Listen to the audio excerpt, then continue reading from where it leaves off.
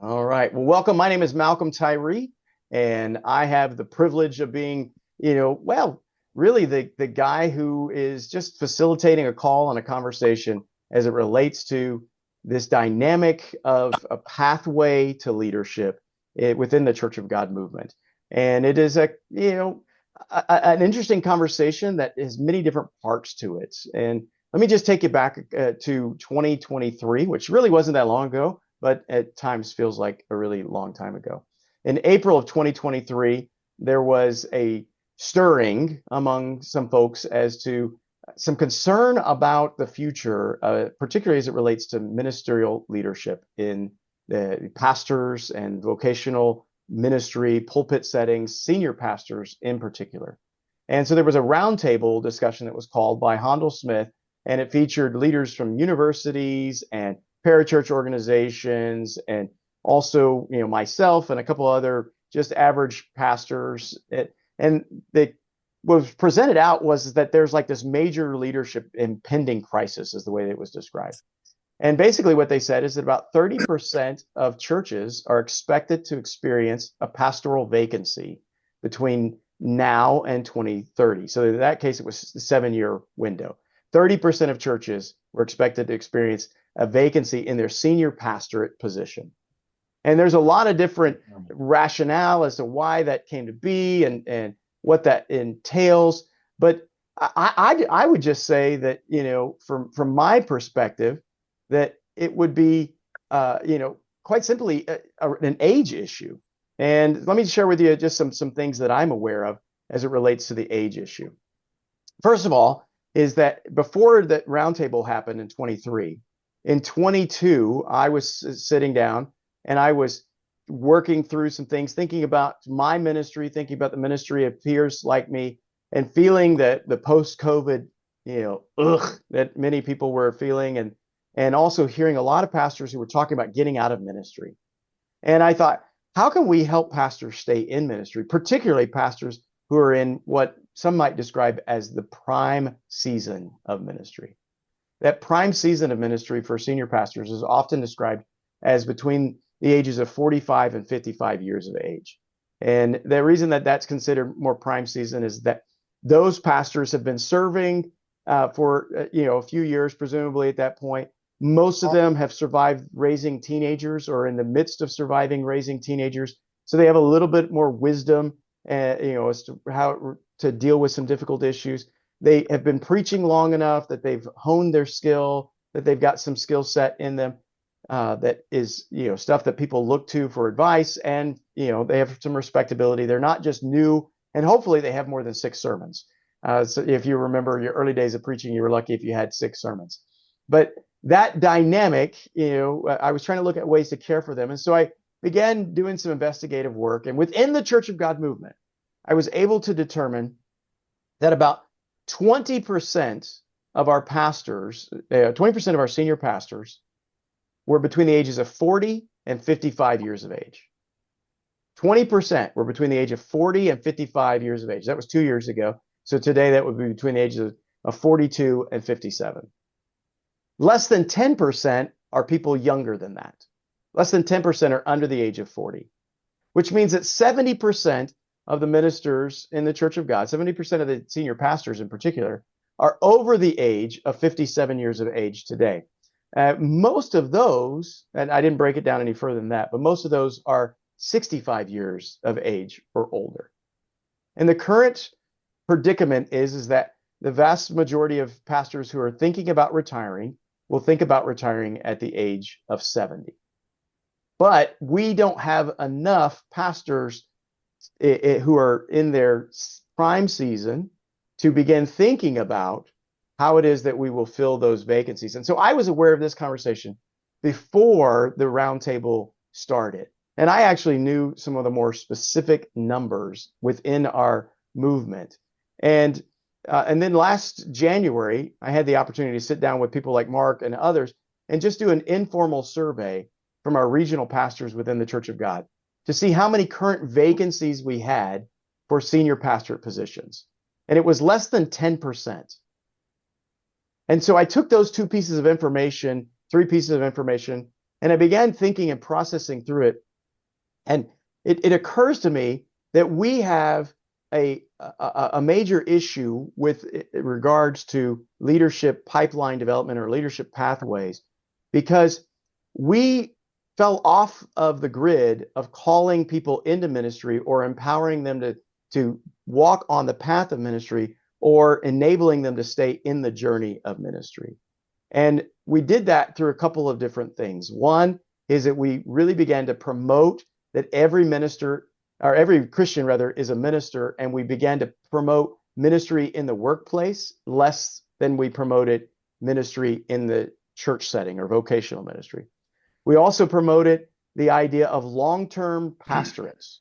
And so we had more and more pastors serving closer to 20 to 25 years, which then created a lid for people who were coming into ministry to be able to step up into from maybe a youth pastor position to a senior pastorate position.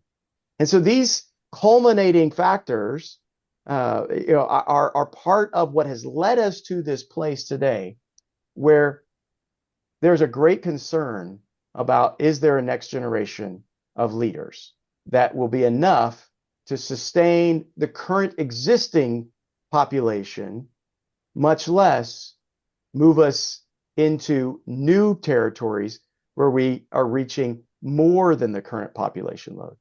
Because that's the other piece, is that as a movement, we have not engaged and recruited new ministers, young ministers, or middle-aged ministers, or ministers in their prime for the purposes of church planting.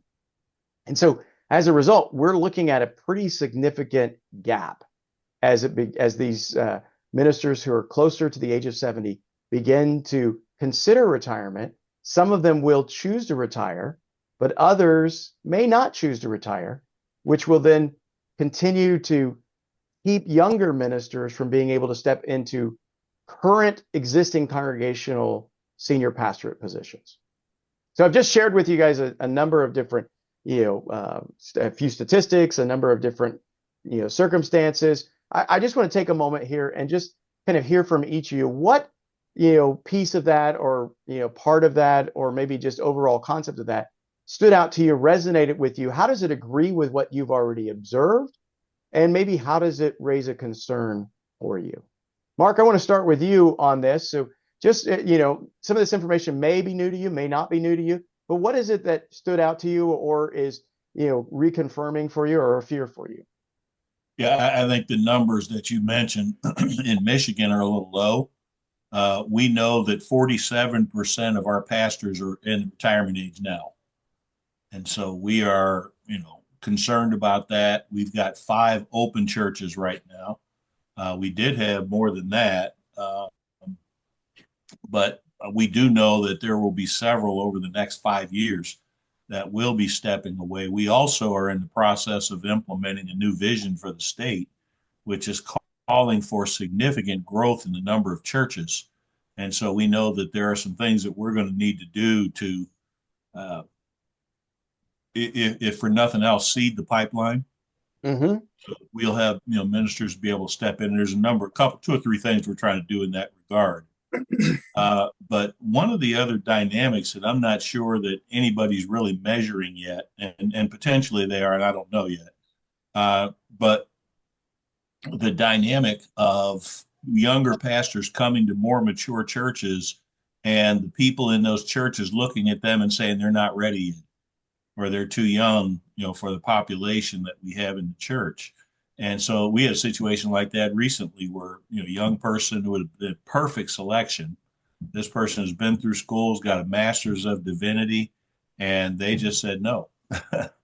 and Yeah. Well, hold on to that because we're going to come around to that on the later portion of this conversation. And I want to cycle back around because I think that's an important factor that we're going to have to consider in these pathways to leadership. And so, but I appreciate your observations. Sounds like you all in Michigan are tackling this and or attempting to tackle this, but you're in the midst of the tension of this as well. So, well, we're on the football field. We ain't making many tackles. We're on the field at least.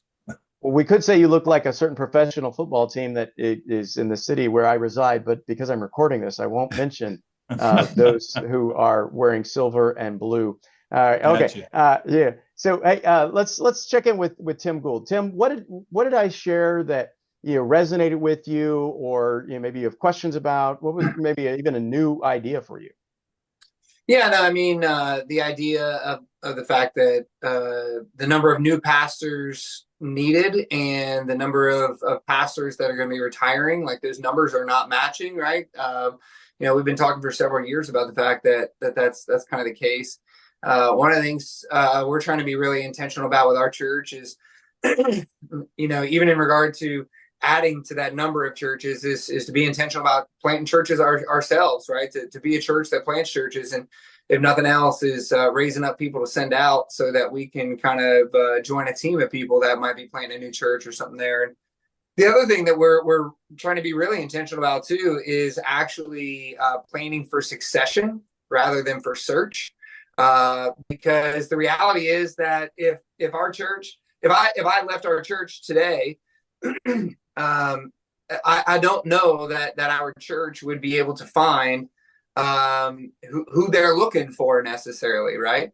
And just as a supply and demand kind of thing there. And the greatest amount of likelihood that our church has to continue to flourish, or to maintain any kind of momentum, let me say it that way, is through succession. And so that so we're looking at church planting to send out, but we're also looking at succession to raise up. And so we've tried to stay focused on both of those things to be able to address some of this stuff. Yeah, and Tim, I think that what you're articulating are some things that for probably 2 decades in church leadership thought, these things were not thought through and articulated quite in the same way. We may have been looking for a few church planters, but we weren't looking for church planters at the scale at which population has increased in the area. Additionally, very few pastors were thinking of succession. And as a result of failure to think about succession, the church actually didn't think about leadership development for pastoring, developing somebody to be a pastor. And we've had the opportunity to look at some large churches that have been recently undergoing succession changes, and some of those have been successful. Many of them have been very challenging. And I think that in the past, as an average size congregation or a smaller congregation, there's been a lot of reliance upon the denomination to have a pool of available ministers. And even the old system of a pastor would move from church A to church B and cross state lines, and or move because the opportunity was better or bigger or whatever it may be, as it was described at the time, or just to get out because they were having a really tough time where they were. There was a lot of those dynamics at play, and as a result of the loss of the denominational support of a pool of candidates, a loss of connectivity across our ministerial fellowships.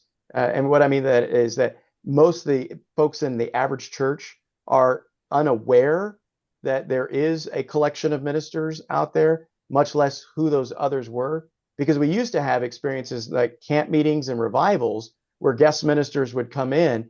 And the hard truth is that some of those, maybe many of those, were set up candidacy experiences where somebody would come in and they'd preach for a week, and then the next thing you know, a year later, they're the new pastor. So those were the types of experiences, at least that I went through in my home church, and maybe you've seen those kind of things. But thinking about sending and thinking about succeeding, I think, are two really important elements. And I think we're going to be able to kind of talk about how the pathways to leadership can begin to address some of those things. And hopefully there's some tools that we present tonight that maybe are new to you, or are just you're able to see more clearly how they're working together. Monty, what about you? How is the dilemma resonating with you? How does the problem seem reasonable to you, or unreasonable, or what's the observation you have? Well, the numbers of younger, the percentages younger than 42 doesn't surprise me. The after spending 20 years in student ministry, seeing probably a fair amount of exodus from the church, and not having the encouragement to pursue. But I mean, I avoid that because I guess I lean really hard on the, if you ain't called to do it, don't do it, because that just mess of things. Because I've also walked along with people who were invited into it who shouldn't have been there, and it kind of blew up. So I mean, I think there was some hesitation, even in my 20 years of student ministry. It's like, I'm not laying a mantle on anybody, but I would say that those numbers didn't necessarily surprise me. I've been to enough ministry gatherings in enough states that I realize I'm still one of the young guys, even though I don't feel like it.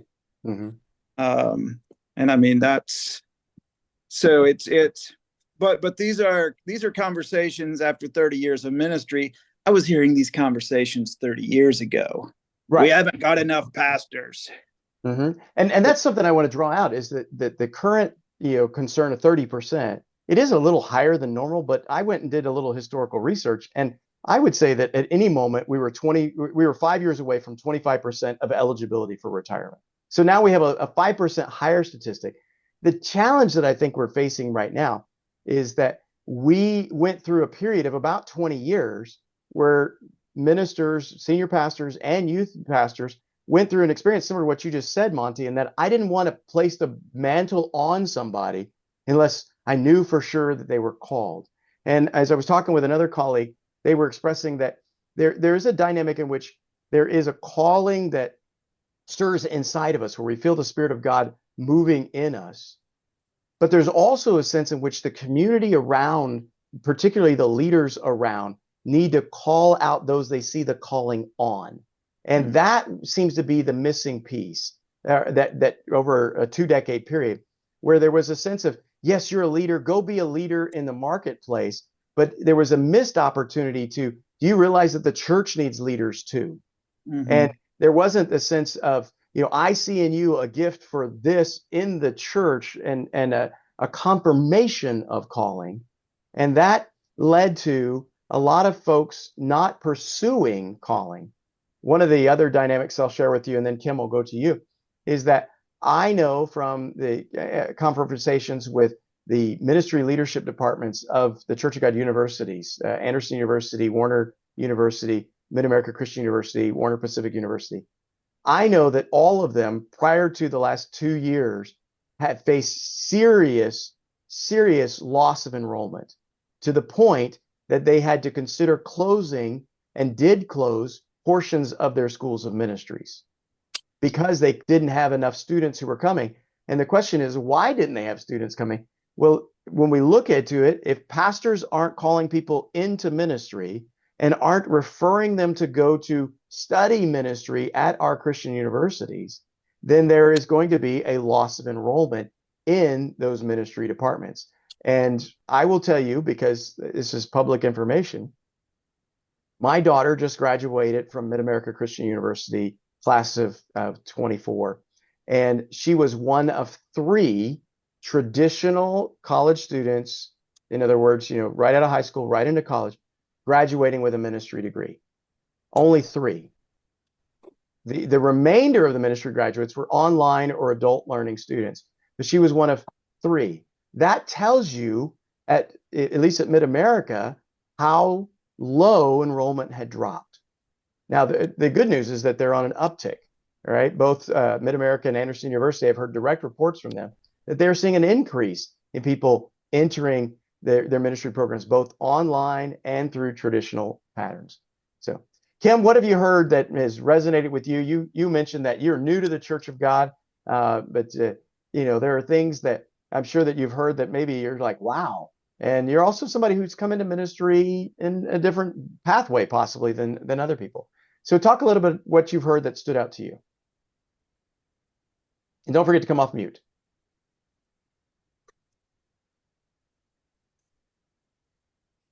Sorry about that.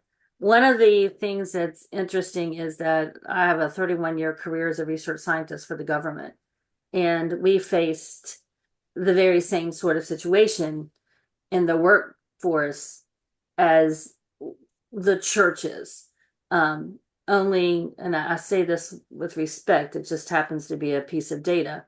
We did it better because we literally had mentoring avenues, we had channels, we identified people. We didn't necessarily hand the mantle to them, but these people look like they're pretty good. Let's give them a run and see how it is, see what they like, give them a little bit more responsibility like that, so that when someone stepped out like I did a year ago, there is someone who has at least seen the horse. They may not have been in the saddle, but they've seen the horse and been around it and maybe, you know, done some things. And even at that, that's a difficult transition, you know, and government was different than others, and we couldn't hire someone until the other person was actually gone. So you were bringing people along for a long time to get there. Whereas what I see and what I hear you saying is that, you know, we're not, we seem to know there's a problem, but we seem to not be strategizing on how to fix that problem. And I fully believe you can't call somebody. I know people who are mama called and daddy sent. I understand that. And that's not what we want at all. But we would also do the church a favor if we kind of move those mama sent daddy calls people, and they realize, I can't hack this. This isn't my calling. This is not what I want. But what happens is they have a misconception of the role of pastor. They think it's an easy job. They think it's not that many hours. They don't get the 2 a.m. hospital visit. They don't have any of this stuff. They get themselves stuck in this. And then they're like, instead of, for the majority of them, in my observation, instead of stepping up to the plate, they simply can't, because they don't have the call. They don't have the love for it. And we are now got a whole church that is being led by someone that was a mismatch. Yeah. And I see this, I see that people understand. I just don't see anyone really trying to fix it. And I appreciate that, because I think that that has been what we've been experiencing. And part of the work of the roundtable that I've been a part of is to try and figure out, okay, what can we do to begin to fix things? And what we've discovered along the way is that there are a lot of different efforts that have been made to try and fix certain aspects of this. But most of them were unaware that the other was out there. One of the joys of the Church of God is our local autonomy and our ability to be able to do things wherever, whenever, and those sort of things. And it also works against us, because in our local autonomy, we don't always communicate with the people that we don't know what it is that we're doing, or maybe what we and our 3 or 4 friends are doing. And so that's part of the reason why we're having this call, is because I want to pull together and make people aware of some of the resources that are out there that are actually doing some of what you just described there, in the sense of getting out and being able to say, well, I've never ridden the horse, but I've seen that horse. I've walked around that horse. I know that horse has been tested, and give a sense of where somebody who maybe mama called and daddy sent and the character didn't get formed, right? Instead of living in that reality, how is it that we can give them opportunities for character to form, to see if they will persevere? Because perseverance, comes from there is part of the character formation process, as Paul reminds us in Romans 5. So let me just walk you through some of what we've uncovered, and what we are. When I say we, I mean the roundtable. What we are identifying as pathways to leadership for our movement as it stands right now. And these are things not that we've created. These are things that we've uncovered. They're kind of like the pathway that is in the woods that not everybody walks on, and not everybody is even aware of is back there. But somehow or another, somebody made it from point A to point B faster than other people did or even made it, and others didn't even know there was a route. And so what the goal of the Pathways to Leadership is to just begin uncovering what's already in our movement. And then there are some holes that we have to begin looking at and figuring out, are there already pathways being cut that we can help in clearing, or are there new pathways that need to be added in? So let me start with a high school freshman. All right, as somebody who's a high school freshman who is exhibiting leadership qualities, and what is it that their youth pastor can do to begin nurturing them as a leader, discovering or exploring with them, do they have a call to ministry? And I think what's really powerful is that we have an organization that's been around for greater than 15 years that has been working to provide leadership training to high schoolers. It's called 3SLI. You may have heard of it. It's sometimes called Threesley. Some of the different states have created a similar program, but 3SLI in particular is in the Cincinnati area. It's based in Cincinnati, and it draws from churches in Ohio, West Virginia, Kentucky, Indiana, Western Pennsylvania, and even last year drew from Michigan. And what they do is that they come together for a weekend event where they begin teaching at level 1, level 2, and level 3 dynamics of leadership. So a freshman or a sophomore is going to come in and they're going to go through level 1. And then the next year they're going to come back and do level 2, and then the next year level 3. And the idea is that it progressively grows. Now, for the bulk of the past 15 years, this has been in the Cincinnati area, and it has been somewhere around 8 to 10 congregations participating in it. It hasn't been very well publicized. It hasn't been made known across the movement, and it has been pretty much just if you went through it once, then maybe you will go through it with another group that you move to a different church with. But it hasn't been something that's been spread very far and wide. Well, about 2 years ago, one of the young men who was a part of 3SLI in Kentucky moved to Oklahoma and became a youth pastor in Oklahoma. And he called up 3SLI and he said, "Can we do this in Oklahoma?" And Oklahoma, 3SLI leadership, Andy Hoover, said, "Yeah, we can do that." So they're now doing it in 2 locations with 2 different venues and a little bit of different programming, but this training for the students is the same. And the idea is to bring a freshman or a sophomore or junior or whatever in to begin developing the qualities of leadership. And the first year is just basic, what does it mean to be a leader? The second year is, what does it mean to be a Christian leader? And the third year is, what is it maybe that is your calling that God has for you? And this resource has been out there for 15 years, but it has been under-celebrated and underexposed across our movement. So we're looking at it and saying, for high schoolers, this is a really good opportunity to engage in it. And so 3SLI is now in the process of beginning to expand to 5 different states. I can't tell you all those 5 states because not all of them have confirmed yet, but it's going to be in Ohio, reaching the Ohio Valley area. And then it's in Kentucky, which is reaching Missouri and has the potential to reach Arkansas, Oklahoma, and over into Kansas. But then I can tell you now, because it's official, we're going to have one in Dallas, right? And I can say that because I'm hosting it, all right? But we're going to have one that's going to launch in Dallas. There are other states that are looking at it, and some of that is driven out of the International Youth Convention.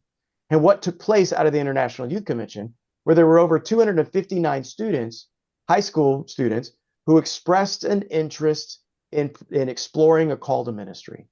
And the realization is that we had this great pool of students that is really just a fraction of the entire student ministry or teenage ministry in the Church of God movement, because we only had 2,500 total people present at the event, which is not a representative of the entire movement.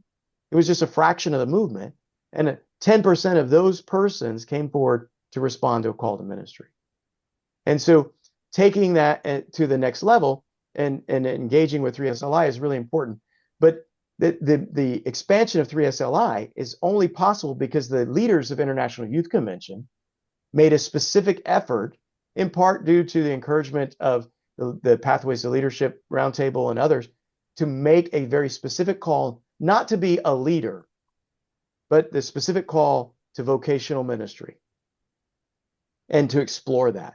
And so, 3SLI is a foundational level for high school students to begin looking at a student to see if they have leadership capacity. Monty, you and Tim and Mark, you guys have all spent time in Ohio. Are you familiar with 3SLI?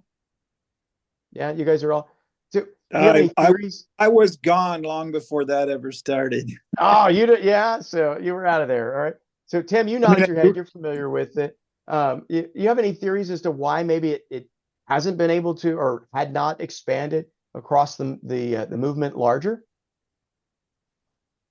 I mean, not necessarily. I know that in that in that Ohio, Indiana, Kentucky area, there were there was several churches that wanted to work together, and so when you've got something that's working well, I think a lot of times you celebrate what's working well, but you don't necessarily push the vision beyond where you are, right? And so I think they were just again they have a lot to celebrate. There's a lot of really good things that were happening there. A lot of great leadership skills that were taught and all that. But I mean, ministry is busy, right? They've got their own congregations, their own youth ministries. They've got this thing going too, not to mention camps they might be going to, and international youth convention you mentioned. I mean, the calendar's already full. It's really hard to then look at, okay, this is going great here. How can we make our lives busier by taking this thing across the country, right? Like, I think that's probably a big part of it. But Tim, I think that you just articulated something that is very profound, not just for 3SLI, but for us in ministry as a whole. I think that many times we have a lot of good things that are happening, and we are inundated with opportunities to kind of continue to stay busy with what is already on our calendar, that we can miss the multiplication mandate. And 3SLI, I've talked with some of their leadership team, and some of them had been a part of it in the past, moved to different states, and it never occurred to them to think about multiplying that effort where they moved to. And so, as a senior pastor, I think I could get caught up in that same sense of, celebrating the good that we're doing. We got this going on, we've got that going on, and we've got this happening next year, and we've got people coming to our place that we can forget the calling to call, the calling to raise up and equip. So, man, thanks for that bonus. Appreciate that, Tim. That was good. Mark, anything you want to add, throw in here? Yeah. In Michigan, we have had a program in place for over 20 years called MSLI, which is the Michigan Student Leaders Institute. Very similar dynamic, 3 years, first year, second year, third year kind of thing. And over the past 2 years, we've begun to morph ourselves towards the 3SLI connection. And we've definitely, as a matter of fact, we've changed the week that we did ours to match that week. And we've begun to use the curriculum that they've developed as opposed to what we had. So we're transitioning to that.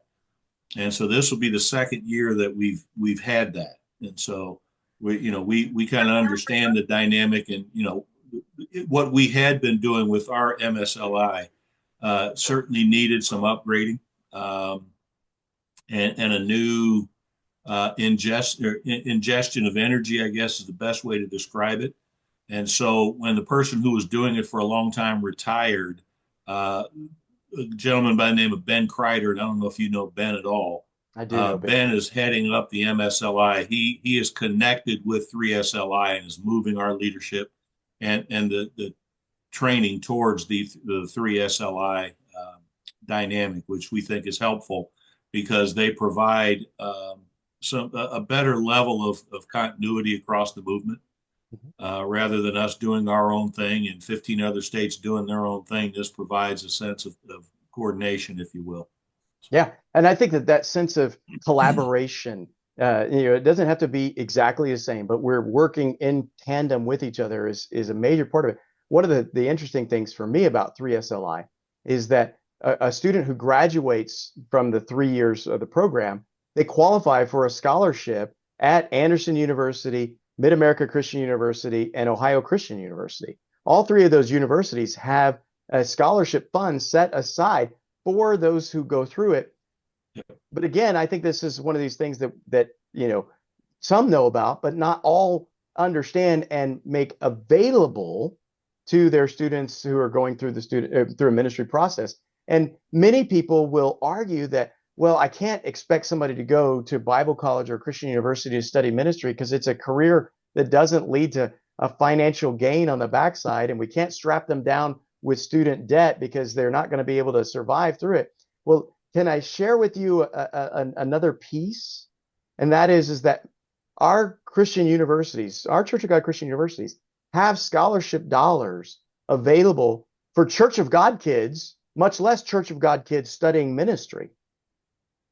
And there is a significant amount of scholarship money that is left sitting on the table because pastors are not calling forth, potential ministers to get tested, to go to school, to grow in it. They're not directing their high schoolers to consider looking at our Christian universities.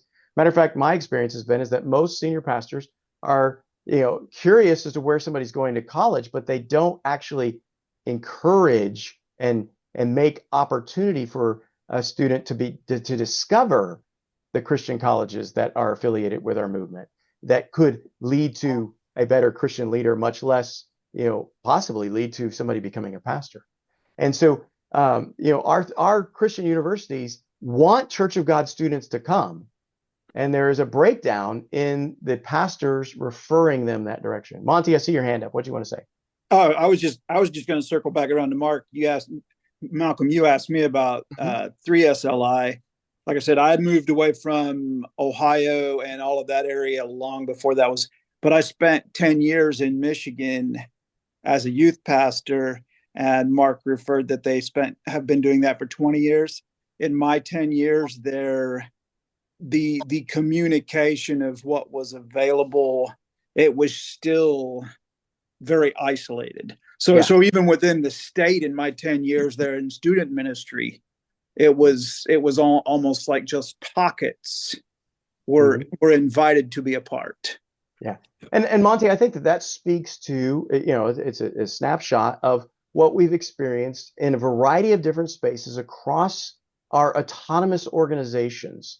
As, a few will do and they get going, and to borrow a little bit from what Tim said, they get, caught up in their doing, that they don't always, have the bandwidth or the support or whatever's needed to spread the word about what's going on.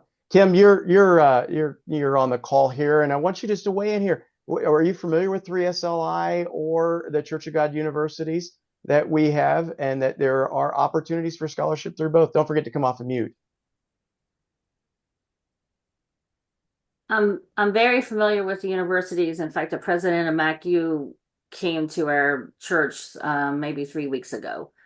So, and we have our youth pastor graduated from MACU, and we have a couple of our youth that are currently in MACU and a couple that are planning on going there. So the university part, I have heard a bit about SLI. I think maybe we may have sent someone a couple years, or a youth group may have gone. It's not utilized, in my opinion, from hearing you, to the extent that it should be. So that is definitely something I'm going to go back in and say, hey, somebody talk to me about SLI, Yeah. Well, I can go ahead and give you the dates for 3SLI. It's February 28th through March 2nd. February 28th through March 2nd. And that'll be at the Cincinnati location, the Pryor, Oklahoma location, and the Dallas location. And Mark, I guess you guys as well in Michigan, but I don't know where. I haven't seen or heard the details. Do you know where yours is at? Yeah, ours is at our New Creation Church in Flint. That's actually where MSLI started years ago, and they brought it back there this past year for the first time. And we had almost twice as many people as we had the year before. So we had 60 some kids there. The year before we had about 32. So. All right, so it's great. all being held simultaneously? Yes, they're all held the same weekend. And that I think is a neat collaboration idea, because we can then tell the story of how, we had 500 students across the United States participating in leadership development, or whatever the number turns out to be. And it's not about the numbers, it's about the fact that we're working together for these things. And part of the roundtable process was that we did bring different ministry leaders together, including the two of our universities, Mid-America and Anderson, both sat on this team. And that's how we began to discover that there were scholarship dollars that were available that people just didn't know that were there. And we need to make that known across our movement. But again, the universities, they have their responsibilities and they don't always interact in the same way. So if you weren't aware that there were scholarship dollars available, there are. So let your families know. By the way, if you're a pastor, they have pastors' dependents or pastors' children scholarships available as well. So that's another way to sweeten the pot. And this is intended to kind of nurture the pathways of leadership. The next piece I want to talk about is for those who are going through kind of those college years. Maybe they're young adults, maybe they're a little bit older, but we have two programs. One's called Intern Academy, and the other is called Trellis. All right. And they're similar, but they're a little bit different. So let me talk about Intern Academy first. Intern Academy is attempting to connect pastors and those who feel the call to ministry with opportunities to be able to serve, with opportunities to be able to get some hands-on experience in ministry over a 90-day to 365-day experience. And so what it is, Intern Academy, it recruits pastors to serve as intern coaches. And the coach will host an intern at their congregation for, like I said, usually a summer, but it could be for a whole semester or academic year. And they have a set of curriculum and guides to help a pastor understand how to nurture a person through their calling. And they have a kind of format of what they would suggest that you do. It's not a mandated curriculum, but it is put together in such a way that it gives some support to the pastor of where to look and where to go. Now, what's really cool about Intern Academy is that it's not just about, a pastor buying a curriculum or a student, connecting to a student, but the Intern Academy is a network of coaches and a network of intern and intern grads. And they host two events a year. One is called the Coaches Summit, where everybody who is an Intern Academy coach, and right now they have about 60 of them, they're invited to come together for a 3-day retreat to be encouraged and challenged and cared for in their coaching ability. So they get some fresh training, they get some time away, and they get some time to rub shoulders with other coaches. And that's a really powerful experience. And you don't even have to have a current intern if you are listed on the rolls as an active intern coach to go to the summit. They have another event in late spring, May, as the college year concludes and the summer gets ready to kick off, where they have their Intern Academy retreat, where all of the interns are invited to come and to spend some time interacting with each other. Their coaches are encouraged to come with them so that there is a relational bonding that occurs at a camp or retreat setting that then accelerates the relational mentorship that occurs throughout the internship. Now, what I think is really remarkable is that Intern Academy provides these two events each year. They provide access to those events with no expense to you during the event other than your travel to the event, so long as you pay your $200 a year membership fee.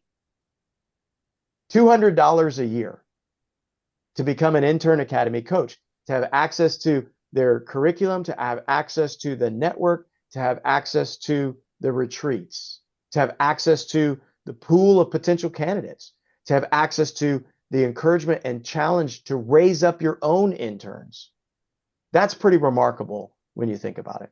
And it's really affordable. And actually, next week on Monday, I will be in Clearwater, Florida, which just experienced 2 rounds of hurricanes, with the other Intern Academy coaches that are going to be present there. And we will be doing the Intern Academy Summit, Coaches Summit. And I'm looking forward to it, as a time of refreshing and growth. Trellis is similar to Intern Academy in that it is providing people who are exploring the call to ministry opportunities for internships. But it functions a little bit different in that a Trellis host church agrees to help a ministry student pay for their ministry education through an online arrangement with one of our schools, Mid-America Christian University, Anderson University, or I believe the third one is Indiana Wesleyan, while at the same time working at the church, going through the various departments and areas of ministry in the church to gain hands-on experience, while at the same time learning in their classroom setting, though it be online. And this particular arrangement is pretty remarkable. Trellis has been able to broker a relationship where for a church can be a Trellis church for the expense of $10,000 a year, which pays for the educational expenses of the student, and then they host the student in a home, and then they have the student work 20 hours a week in exchange for the tuition reimbursement. Now that's a pretty amazing agreement that can be put together there. And then the intent is that the student is with you for the entirety of their educational process. And this applies for students who are in undergrad programs, also for those who are exploring graduate programs, who are enrolled in graduate programs at Anderson University. So if they're a Master's of Divinity student, they could potentially be doing their master's work while working at a Trellis church. And so they're getting, theological education while at the same time getting practical hands-on ministry experience. So that way that horse gets a chance to be tested. Can it run? That horse gets a chance to have its character developed, because not only is it intellectually working, but it's having to do hands-on experience. I live in Dallas, Texas. Dallas Theological Seminary is just around the corner. I recently had conversations with multiple students who graduated from there who have no idea what they're doing with their graduate degree. And they're looking for a job in the church, but they have no experience, because while they were going to their graduate program in theological education, they were not engaged in ministry at the church. So when I see a program like Trellis, which is a Church of God initiated program, I get excited about that, just as I see Intern Academy, which was initiated by Church of God. And I see that they are trying to do what they can to make this feasible for most churches. Now, I recognize that a $10,000 price tag is going to scare off a lot of churches. But when you figure that $10,000 is for a year's worth of work, that's, that starts making a little bit more sense. But the host pastor, they have to be willing to coach them. They have to be willing to mentor them. They have to be willing to spend time in raising up the next generation, whether it's their successor, somebody else's pastor, or a church planter, whatever it may be. So, Tim, were you familiar with Trellis and Intern Academy? Yeah, I've had conversations with people from both those organizations and everything. Of course, Trellis was out at our Texas Ministries state meetings, I think the last couple of years. And so it was good to kind of get some information there. I know there's, I think Parkgate Community Church in the greater Houston area is working with Trellis. And I had a individual who's part of our congregation that we'd actually explored Intern Academy for him. We ended up not moving that direction or whatever, but have been connected with some different leaders through Intern Academy and yeah, so have heard about both those ministries in a little bit of a way.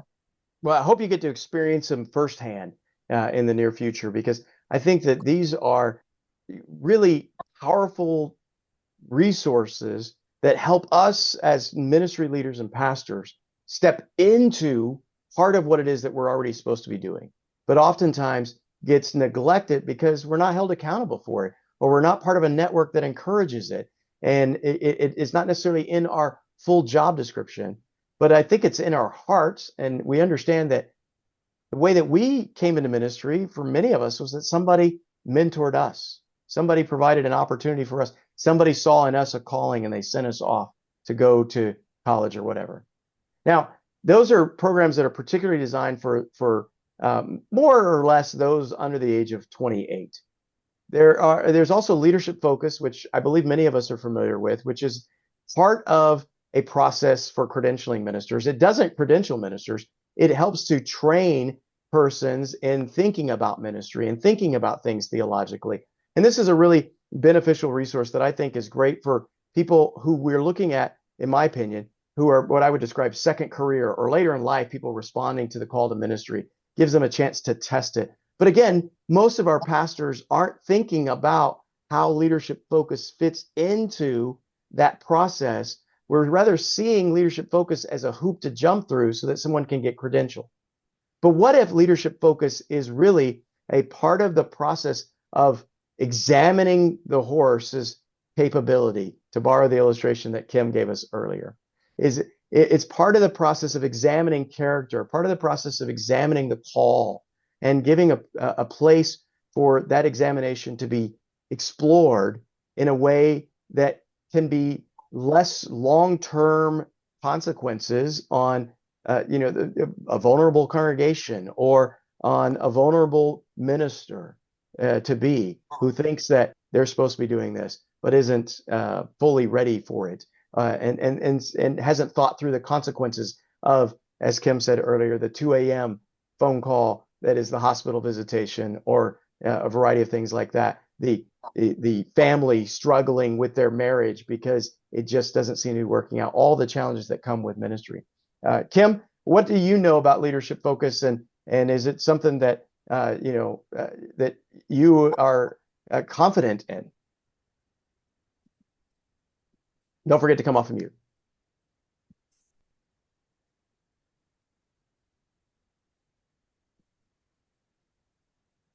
I'm in the leadership focus 1-year program right now, so I obviously have some confidence in it, and I have enjoyed it. I taught leadership for the federal government for 20 years, developed postgraduate courses for universities for leadership. So there are some things about it that I think are incredibly strong on the leadership side of it.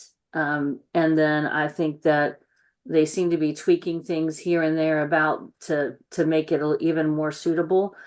But it is definitely something that I believe candidates going through it would have to take a reflection about, okay, what are my beliefs? What do I really think about the Christian walk? And what do I really think about what I want to do with this knowledge? Mm-hmm. And even though it isn't a credentialing thing where you automatically go through and you get credentialed, I find it to be a great vetting thing. Now, I haven't completed it, but I'm far enough along to feel that it's a wonderful process for vetting that individual who will come to that conclusion, I believe, on their own.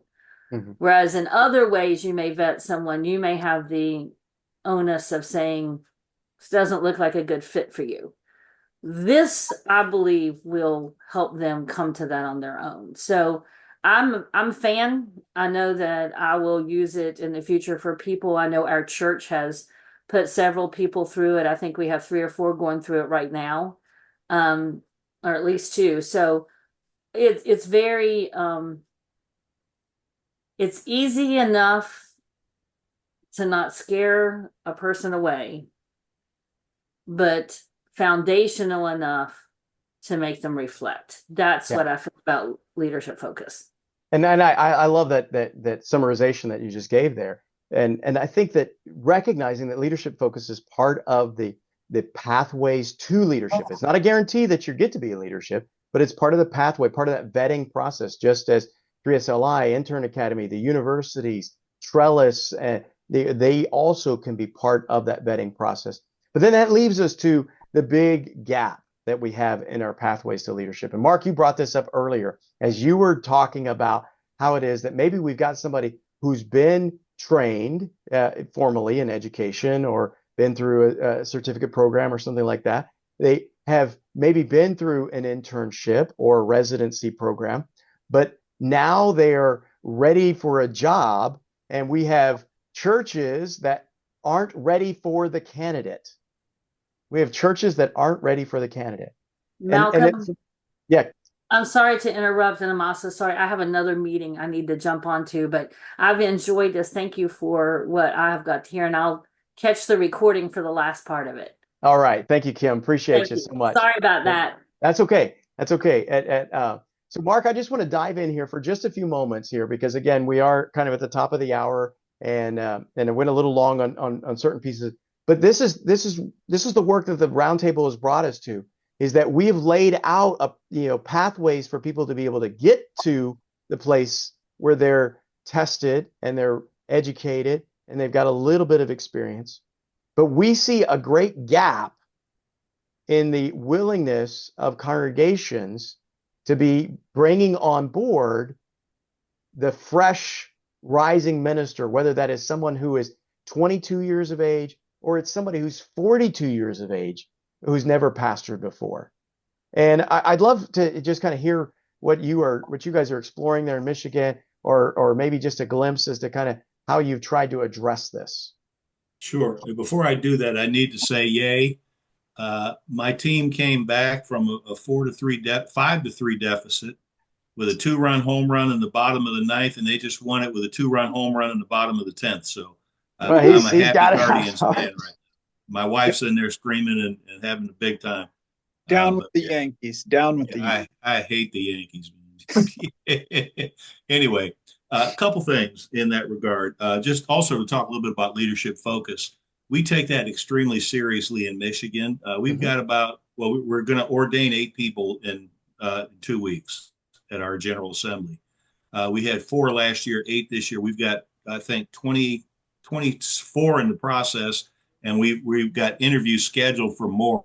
We've been kind of really praying about the Lord, sending workers into the harvest.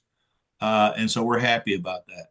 But to go along with that, there's 2 things that we're doing. One is we have a thing, there's one in Ohio too. It's called 360. 360 is a ministry we do once a year in March, and it's designed to bring, oh, wow. They just doused the player and the reporter talking to him at the same time. Anyway, we bring congregations together and we talk about issues of leadership in the church and different topics.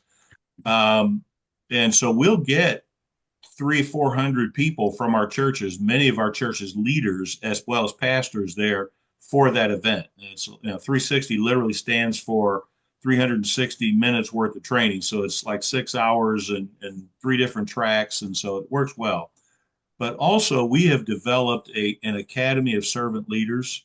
And the first track is designed to bring pastors and their key leaders together.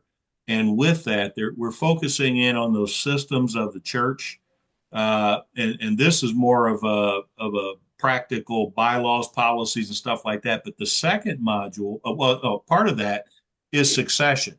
That's one of the modules. We haven't done that yet. Conflict resolution will be another and so on. But in that, what we've done through that is it gives us an opportunity to connect with people that we can begin to share the message with them of how important it is for them to understand that the world is changing. We always challenge them, add 5 to 10 years to your age and where will you be? But more importantly, where will your church be if it stays the same? And they also are, as we do more and more consulting with them in pastoral searches, it's an eye opener for them because for a long time they labored under the illusion that we have a pastor tree out in the backyard. So when that one gets run away or retires or whatever, we just grab the next one is perfectly prepared and ready to go. And I'm telling churches that in the past, they might have gotten 15, 20, 30 resumes. If they get 2 to 3, they're lucky. And that's an eye opener for them. Matter of fact, I met with a church last night. It was an eye opener for them. And so there's a reality that there's not a big pool of pastors out there. We also let them know that 1,000 pastors, across the church in America leave the ministry every month. We also say 5 there's a 5 year kind of a gap of people who go through seminary. And when they graduate from seminary and they're working at a church, they realize 5 years in, this was not the place that I thought I was going. And so they're stepping away. And so you've got this big chasm there, and churches we're using every opportunity we can to educate them on these kind of dynamics and work with them in succession planning to help them understand you're going to get a new pastor, but we're going to step aside beside you, and we're developing a coaching ministry for young pastors. And so I'm in the process of we've put some money in our budget for 2025 to train 10 coaches with Converge Coaching. We also are going to be writing a grant request because I want to get 50 coaches trained so that we can partner them with young pastors and congregations so that they can learn how to walk together and do the church related things that they need to do that you didn't learn in seminary, you didn't learn as you were going through leadership focus or whatever. And by the way, you have a person that can walk with you and help you to develop the kind of spiritual habits and personal development habits, but also ministry habits that you need that will help you to be a successful pastor. So we're looking at those three areas as being very vital. And we also are investing in something called the New Thing movement, which you might be familiar with because I know Texas is also looking at this. It's a part of Exponential that we're a part of that cohort that's there's 5 states that have kind of banded together to do this and develop the mindset around multiplication, but also networking. So you get, the fourth level of this thing is to develop a network of coaches in an area that can get together, strengthen, encourage each other, and together plant churches, raise up leaders, and so forth. And there's a methodology that they've developed to do this. So we're investing in those 4 things: leadership focus, 360, the coaching network, and then New Thing to try to span the gap, if you will, because we know, like I said, 47% of our pastors are at retirement age. And if we don't hit the gas pedal in the next 5 years, we're going to have some real problems. Right. And I think one of the things that, Intern Academy, I've heard them say, Trellis, I've heard them say, the universities, is that we're going to have to have, a variety of different pathways for people to get into leadership, because there's no way that Intern Academy can graduate enough interns who are ready for ministry. Trellis couldn't do it. Our colleges and universities can't do it because not only are we expecting so many openings, but the current statistic in the United States is that we would need every church in America, which is approximately 350,000 churches, to minister to 900 people to be able to fully minister to the entire population of the United States. Yep. And in 5 years, that number moves from 900 to 1,200. I was just a participant in the Lausanne conference from South Korea. I wasn't there physically, I was there virtually. And the leader of the program was talking about the gap that we're experiencing in the Great Commission. And he said, we have more people, or we have more people in church now than we've ever had before. But we also have more people not in church now than we've ever had before, because the population has grown, but churches have, not kept up with the population growth. Right.